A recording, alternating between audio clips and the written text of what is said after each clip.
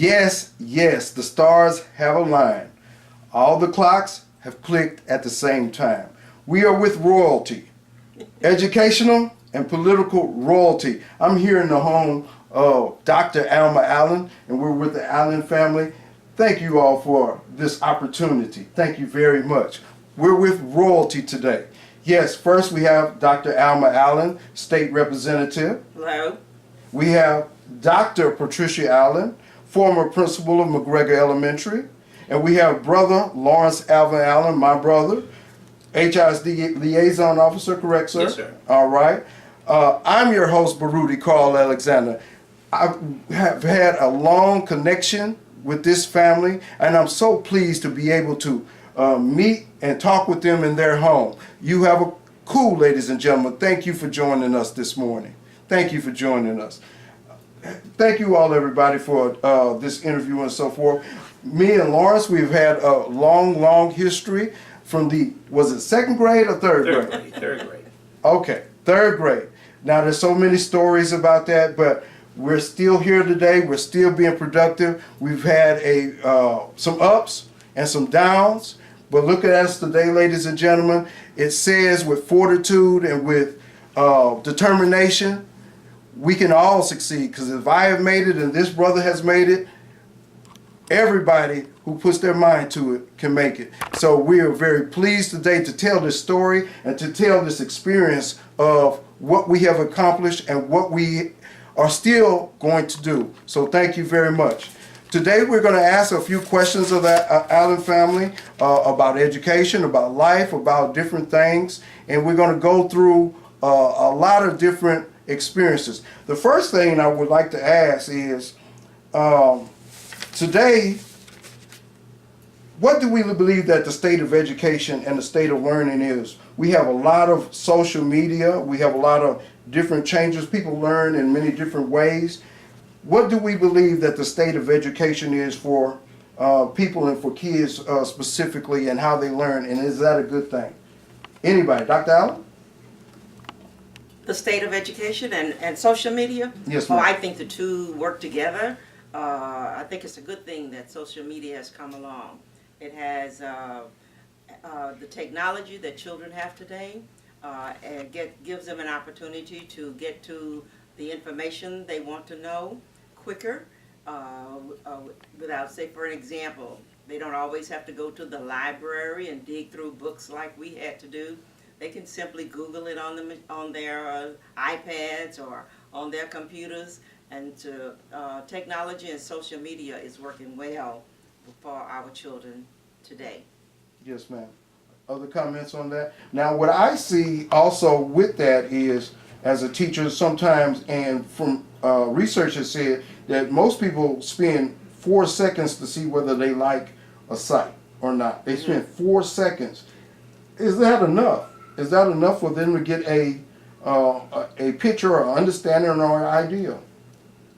I think that's an individual thing. Okay. It may be 4 seconds for me, 10 seconds for you, a minute for somebody else. And so I think it becomes an individual thing depending on how you learn and how much information you can retain in a period of time. So it comes down just to your learning preference. I understand.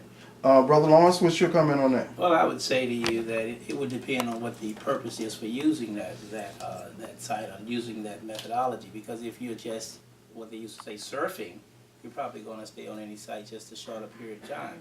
But if you have a specific knowledge that you're looking for, and you have some idea that it could be found within that particular website, you're probably going to peruse it and to get to the definitive information that you're looking for.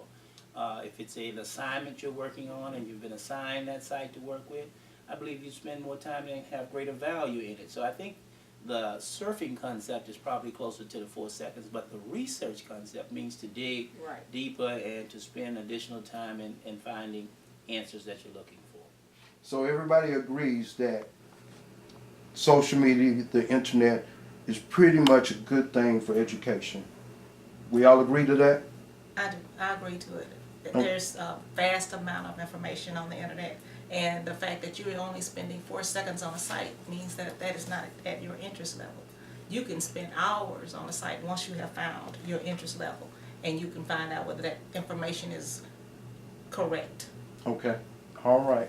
Let me ask this question. We grew up together. When we were little running around the neighborhood, did you ever believe that we would make something of ourselves? You know, we was running around the house 4, 5, 6, 7, 8 years old, so forth. Did you ever believe we'd make something of ourselves? I sure did.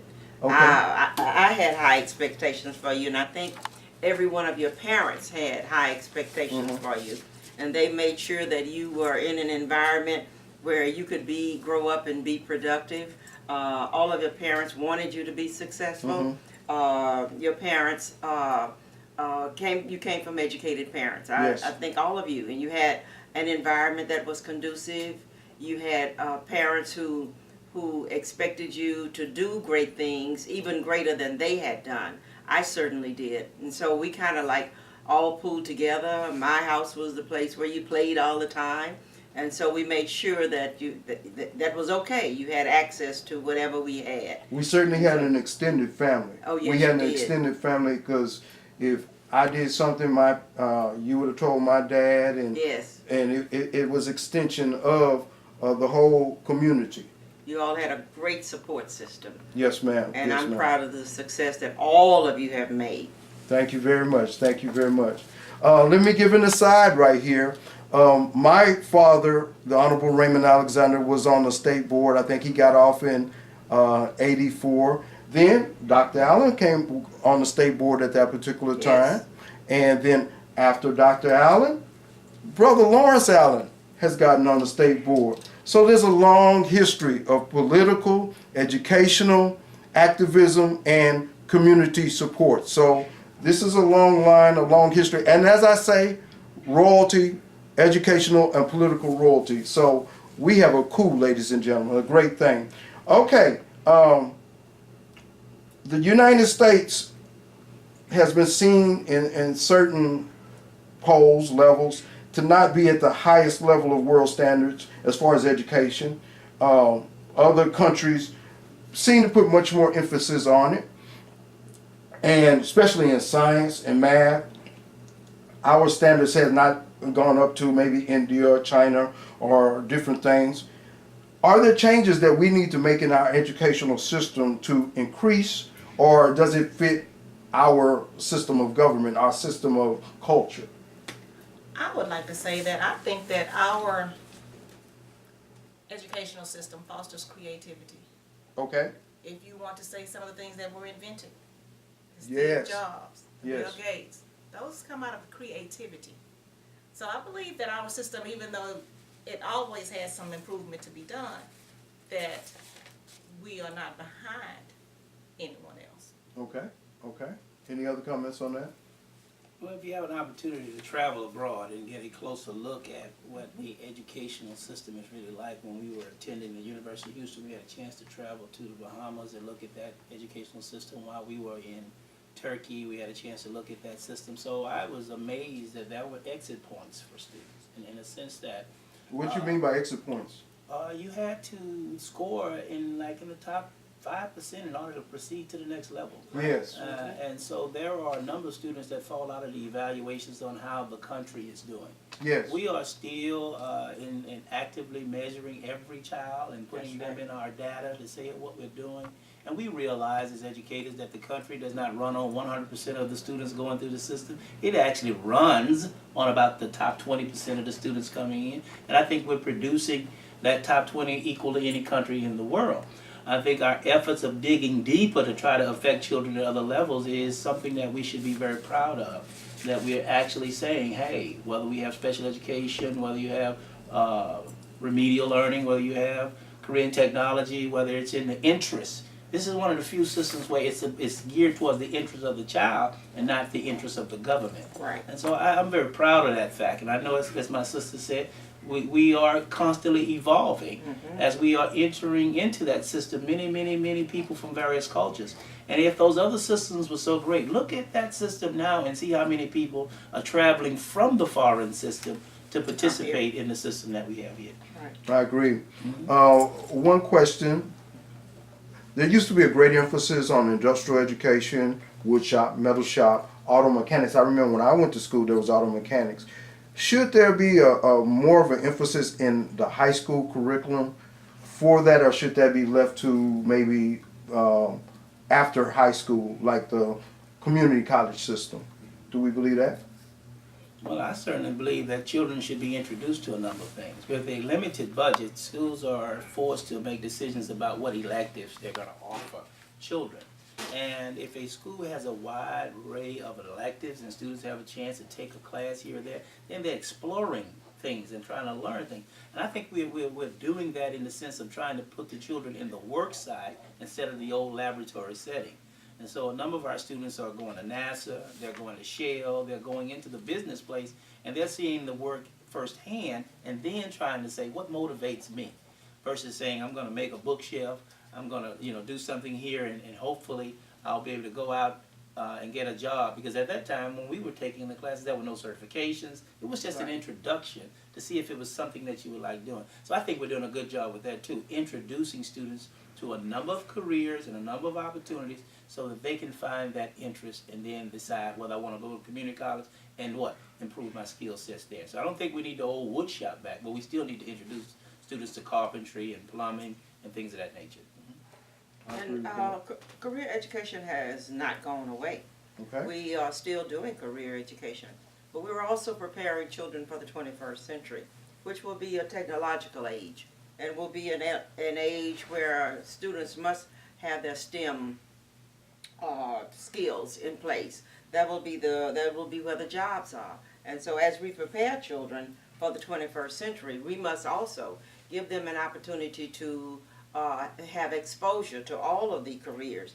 Now, a school may not have a automobile shop on the grounds as it used to be, but we have coalesced with automobile dealers to have students come to the dealership and train there. Kids still go to the hospitals and train. They have hands-on opportunities all around the city, all around the state, and so the method of getting them there may have changed, but all of the students have an opportunity to have that exposure. I know in HISD they have what's called the magnet program that seems to have been a decent success. I don't know whether other districts around the country have a similar program. I assume that they do, but the magnet program here in Houston has been a pretty good success. I know at my former school, Rothschild Sterling, we had aerodynamics, where people got introduced to the airplane and fixing on the airplane, cleaning the airplane. So that's something that exposes them, like Brother Lawrence said. And if you can have an exposure, you can take it to the next level. I know when I was in school, I was exposed also to classical music. Well, really, my dad exposed me to classical music, but I took a course in it also, and that's something that not everyone might have been exposed to, but if you have the exposure, you can take it to the next level. So I think that's what you were talking about. Yes, sir. And that's a magnet good schools thing. now expose the children at a very young age, so Okay. that even if they're not interested in the magnet focus that they have in elementary school, they have the opportunity to change schools and change the focus. So you don't start at Ross Sterling in the high school. You start all the way back from elementary school to hone in on your interest. And tell them about the program that you had at McGregor.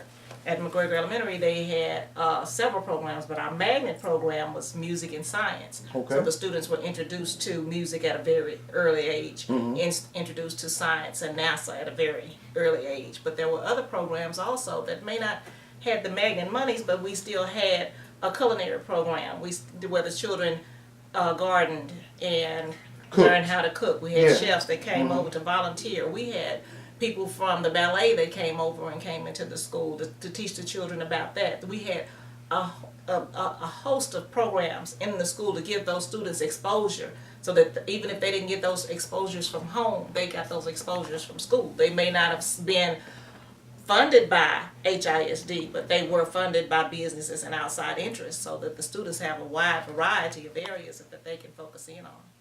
Okay. And keep in mind, Mr. Alexander, that magnet schools grew out of court order for integration. That was the purpose of it. And the programs were designed to attract students from one side of town to the other one. The purpose being that we would have 33% of the students in that school of one race, ethnic group, and 33 of another, and basically in those days it was 33% black, 33% white, and 33% Hispanic.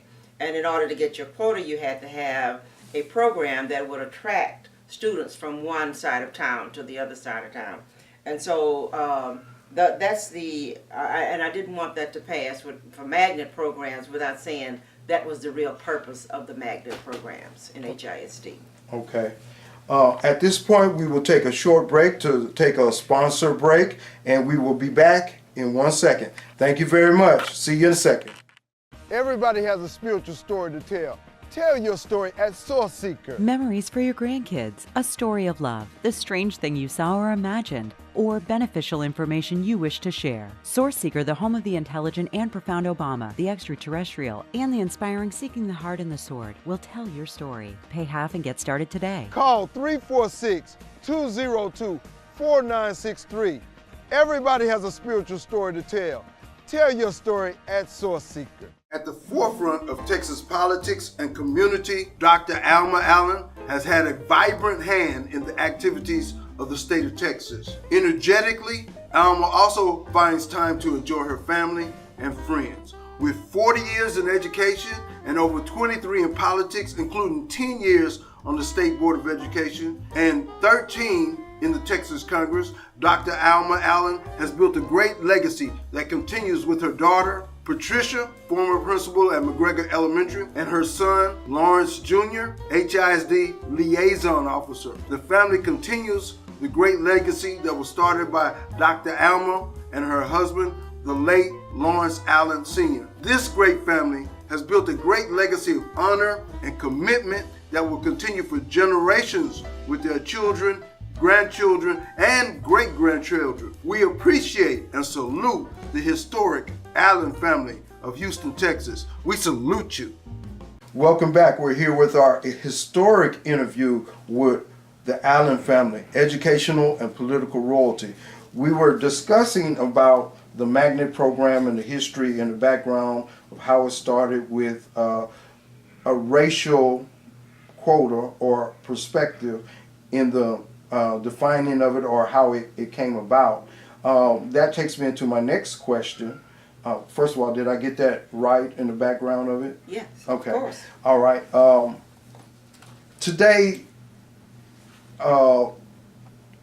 kids, specifically black kids, go through a lot. They have so many things coming at them. I look at my own son at 17. He has so many things. He has social media. He has, his school. He's trying to find his way. One of the movements out there is a Black Lives Matter movement, which became a political movement. Probably started with the background of what happened in Ferguson, Michael Brown. How do we feel about that, and how will that impact our young people? And is it a good thing, and what direction might it go in its impact of young people? I think Black Lives Matter is a great idea. Okay. It's a great concept, and it's a continuation of the struggles of the 60s and the 50s. I grew up in a integrated school system, segregated school system. Where was that at? I went to high school in Livingston, Texas. Livingston, Texas. And Okay. let me tell you really how I got there. My mother was a teacher. Okay. And so in the segregated times, black teachers could not teach in white schools. And so when the black schools were filled, many educated black teachers and educators went to small towns to work. And she ended up in Blanchard, Texas, which is 10 miles west of Livingston, Texas. So I ended up in Livingston, Texas. And so I went to a one-room schoolhouse with her. That's how I got into education, because I had to help her teach all of the kids, because every kid came in, no matter the age, no matter the ability. She had to teach all of those children. And so the Black Lives Matter is a continuation of those things that came out of integrating schools, integrating facilities, and some of those struggles still go on today. it's really a reminder that we are not as far along as we should be, that there are many more miles to go in terms of making things equal for everybody, in terms of schools, in terms of job, in terms of economics, in terms of education. It's still a reminder that we are not done yet. And I think Black Lives Matter has a purpose and a real purpose in this society. Thank you very much. Other comments? Anybody? I just wanted to make sure that the concept was out there that pro-black does not mean anti-white. That's right. Okay. Pro-black means that we are trying to lift the blacks as much as to the same level as everyone else. So pro-black does not mean anti-white. Right. It means lift yourself. Okay. All right. Very good. Other comments, sir? Any comments? Certainly, when you think about Black Lives Matter, what we have here is the decision to organize around the concern. Black Lives Matter comes to birth because of pain. When things Right. happen, pain occurs in our community, and normally we pop up for a day, and then when the pain goes away, we reside back in our comfort zone. Well, this is an organization that says we're going to pay attention now, and we're going to look at these institutions and see how well we're treated, and we're going to advocate for fairness, justice, and equality, not for any advantages, but to make sure that we're treated right, especially in the area of what's looked at as police brutality, that we have to pay attention. And so Black Lives Matters organizes the thought processes around dealing with those areas of interest that we believe hurts our community. So it's not a life or death statement, it's that attention must be paid to our community because these issues matter. Right. And they matter in the way of the entire society, because if we address them appropriately, we all will have a better place to live. Okay.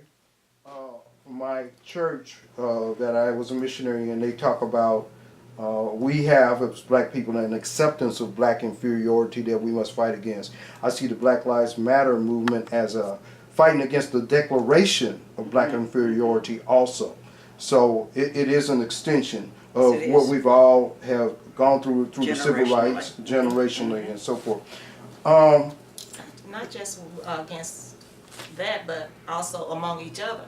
Yes, Oh, very much yeah, so. Yeah. Black Lives Matter. Right. Very much so. We do have a lot that we have to work on in our own community to overcome our own Prejudices. fight against ourselves. Yes. Fight against ourselves Right. at times. Yes, so that's very important also.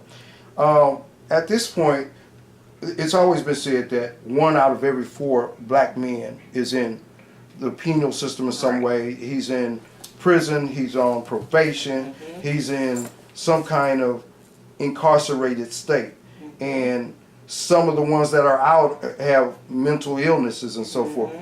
What message could we give to young black men, those young black boys that need to have some type of inspiration to be able to get to where me and Brother Lawrence have gotten to, where we can inspire ourselves? Well, I certainly want to raise the point that there are some young men today that are simply outstanding. And many times they're overlooked or they're not advertised as the strength or the beauty of the community. And I think the number is even larger today in terms of the intelligence. When you find these young black men coming through the education system, you find them really very, very strong and stronger than they've ever been before. And then there's a cadre that we normally pay attention to, those who are in trouble and those who are getting more of the media attention. And we're trying to raise them up and say, hey, look and see, this is what the young black man is doing today. So we have it on both ends. We have some extremely bright, brilliant, and talented young black men. Our communities are not saturated in one area of the city. Black children go to every institution in this city and abroad. So we're so spread out. Now, when we look at some saturated areas and we look at an area, let's say like South Park and how they demonize South Park for black crime, and then you make that the mantra for black people and black students, I'm here to say to you, that's only about 10% of our students that are acting that way.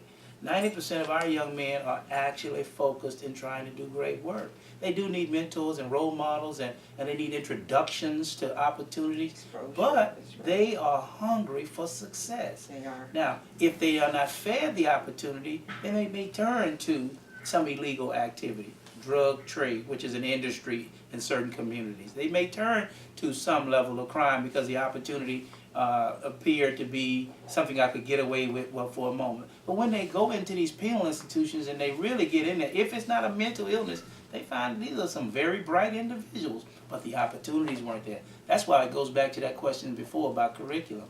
What do they have an opportunity to engage in to find that interest, to determine what's good for them, and go out and make a life for themselves, and have what? The ability to make good decisions. It's not an academic situation. It's a critical thinking and analysis in the moment situation. Every one of us, men, black men, have had to make a critical decision at a critical moment that would have made a total difference in our lives. If we chose to go left, we were going to penitentiary. If we're going to the right, we could go to Penn State. You know, that's just the way it is. It's about making critical decisions at the right moment, feeding in that self-pride, feeding in that family pride, so that you don't make certain decisions that will harm you and take your future away from you. Right. So it's important that we learn critical thinking and make good decisions. But the ability in these young men is better than ever before. So what I'm hearing is, first of all, there's a representation problem that the ones who are doing well don't get as much attention as the ones that are not doing so well by a community, or by those who are representing them. For instance, the media. You're right. Okay. Yeah. Okay, I hear that part. You mentioned curriculum. Does our curriculum, or the curriculum standards that students go through, impact them? I know that there was a question on teaching of history and how to teach history. There were certain people that didn't like C-scope. There were certain people that didn't like this particular curriculum. Is there a curriculum standard, or should we just have many different type of curriculums across the board? Well, you asked the question from a universal standpoint. Okay. And we have to narrow that question to a state standpoint. And we recognize that a particular state is going to have an expectation and a standard. Many people don't understand the educational system, and that Texas is trying its very best to produce its workforce and its leadership. And so the standards in Texas may be very different from the standards in California. Okay. Based on the needs of our state. And so, yes, we will have a standard for all children, but inside of that you'll see House Bill 5, where students have pathways and avenues to go in different directions to complete their high school diplomas based on their interests. And I think that's a good thing. But the state still must be homogeneously recognized, because your daughter, your son may leave Houston because you moved to Dallas. Right. And we want those standards to be what? The same. So when they move into an 8th grade class in Dallas, it should be doing the same thing the 8th grade class was doing in Houston, or the same thing the 8th grade class was doing in Beaumont. You know, so we have to have some standards for consistency. Now, if you cross the border and you decide to go to New Orleans and get a little shrimp, then the curriculum and the standards are probably going to change on you just a bit. But our state is geared in producing the workforce and the talent for the state of Texas. Okay. What I'm sensing is that we have a good feeling and a good faith that what our children can achieve is a powerful thing. And we are looking forward to the possibilities of what they can achieve. And so it's a good thing. Where they're at is a good thing, and the opportunities are good also.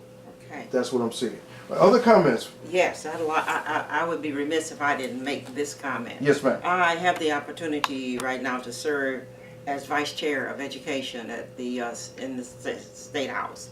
But I also serve on the Corrections Committee. And so while we are educating and trying to keep children out of the penal institution is working hard to get our kids into the penal institution. I wanted to just give a little synopsis of, because I would be remiss if I didn't take this opportunity, because you have the airways, Yes, that ma'am. we can get a point across. The 13th Amendment to the Constitution says, "There shall be no slavery in these United States of America." Okay. It's only 2 lines. There shall be no slavery in these United States of America.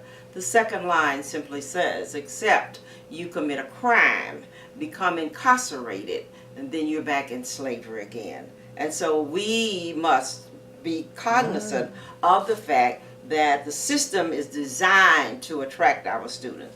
The state of Texas pays more to incarcerate a child than it does to educate a child. And let me give you a little list of what the state sees as a child who is a potential candidate to be included in the penal institution. If that child is born to a minority parent, he may be on its way to the penal institution. He's born to a parent in poverty. He's born to a divorced parents. If he has been retained in school 1 time or more before the 3rd grade, if he has been expelled 1 or more times before the 3rd grade, if his family structure is not intact, if he comes out of the foster system, those kids are prone to be candidates for the correction system. And so I want parents to be aware of that, because from the home come the children that we educate. And we want those parents to be aware that the system is looking for your children. So we need to tighten up on these areas for, in terms of getting our kids on the road to success. And the penal system is a business. Oh yeah, the penal system is a business. Oh, it's a business. You can open a business, I could open a business. And so small towns even run on because the penal system is there. They want you to bring the system to the small town, because they consider those jobs. Yes. And so we need to keep your hands on your children, educate your children, do the very best you can for them, because any felony in the state of Texas is a lifetime sentence. Any felony, because you can never get out of the system, almost never get out of the system once you have a felony. Can't buy a home, you can't rent an apartment, you can't get credit, you can't get a job. And so those are things you need to look out for. We need to look out as families, as blacks, as minorities, as parents of young black men and women, that we need to be on the lookout for those. And talk about these to your children so that they won't be trapped in the penal institution. Great, great. Everybody, thank you. I'd be remiss if I didn't mention, Brother Lawrence? Just a closing comment, since you have your viewers. I would like for us as a community to start realizing that the high school diploma is like our middle school. Yes, yes. I really want us to understand that it's not over. There was an opportunity when you finished high school back in the 80s or 70s to go into the workplace and to do well. That's not there anymore. No. And so we cannot celebrate so much now, like, and say, oh, it's over, we did it, he's 18, she's 18, you finished high school, I've met my obligation. It requires now grade 16. It requires us to take those children and support them in a way that they continue on to that 16th level, at least, to be equivalent to where we were at the high school diploma years ago. So we have to have a shift, a shift in the thinking of our parents and our community, that high school is only a part of the journey. Right. But we can't rest to some degree. We can take a breather when they finish college. Just a small breather. Because the opportunities open up that much more greater for them. And our children probably will not live in the United States. We don't think of it anymore like that. They may not live in the United States because the world, as they say, is very what? It's become flat. It's small. So our children will go all over the world. And in order to be prepared to go all over the world, we need to finish college. That's right.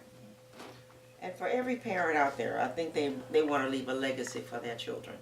And I certainly do. I'm proud of my children and what they have accomplished. I'm proud of my grandchildren and what they have accomplished already. And my little great-grandkids are on the same pathway. And so I'm proud of everything that they've done. But there is not a parent out there that does not want their children to be successful. Every parent wants them to be successful, no matter whether they're in poverty, whatever. And so it is up to the educational system, along with the parents, to make sure that your child is getting the best education that they can get. And as my son said, a college degree is a must. Now, we can talk about career education and doing hair, etc., etc., and those are all good professions. But the degree is the marker for other people saying, denying you where you can go. You need a degree, a piece of paper that says you can do, or you have had the exposure to do. Yes, ma'am. Yes. Yes, ma'am. Great thing. Everybody, thank you. I want to talk about, before we leave, I came in this house as a little boy many times, and your father, Lawrence Alvin Allen Sr., took me to the baseball games with him. We listened at the Astros game, so I want to talk about and mention him at this time also. Introducing the patriarch of the Allen family, Lawrence Alvin Allen Sr., my friend. He was born on December 11, 1934, in Needville, Texas. Lawrence was a proud father and an active community participant. He always helped round up the neighborhood kids and took us to Little League and to games, making sure we stayed active. His house was the hangout after school. We played football, basketball, and played everything under his watchful eye. He loved the Astros and would often listen to them for hours on the radio.